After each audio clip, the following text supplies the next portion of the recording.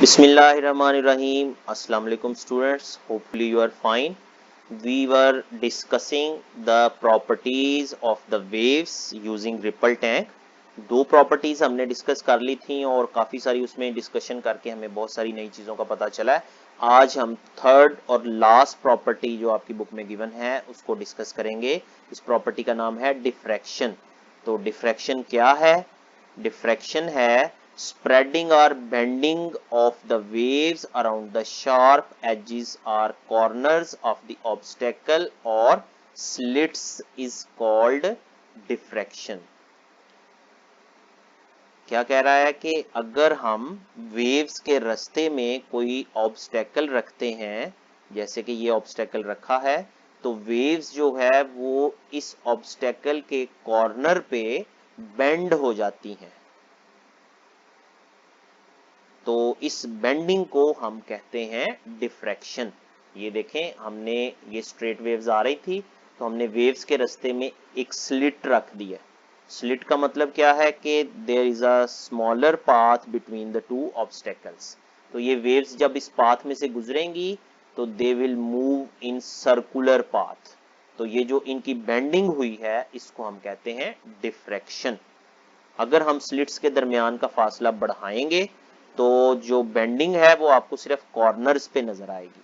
Centre से जहां से स्लिट्स के दरमियान डिस्टेंस ज्यादा है वहां से वेव स्ट्रेट ही जा रही है। तो बेंडिंग हमें कहां पे मिलती है? सिर्फ और सिर्फ कॉर्नर्स ऑफ द ऑब्स्टेकल पे। तो इसको हम कहते हैं diffraction.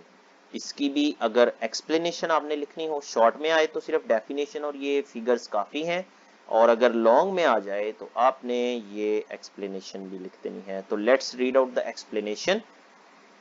He says now we observe the phenomena of diffraction of the water waves generate straight waves in the ripple tank. We will write we generate straight waves in the ripple tank and place two obstacles in the line. In line means बिल्कुल एक सीध में। In such a way that the separation between them is equal to the wavelength of the water waves। तो हमने इनके दरमियान फासला कितना रखा? जितना वेव्स का वेवलेंथ है। After passing through the small slit between the two obstacles, the waves will spread in every direction and change into almost semi-circular pattern। तो जब वेव्स इसमें से गुजरेंगी तो सर्कुलर रीजन इनका आ जाएगा, सेमी सर्कुलर रीजन में पैटर्न इनका बन जाएगा मूव करने का। Diffraction of the waves can only B observed clearly if the size of the obstacle is comparable with the wavelength of the wave. कहता है डिफ्रैक्शन कब प्रोड्यूस होती है?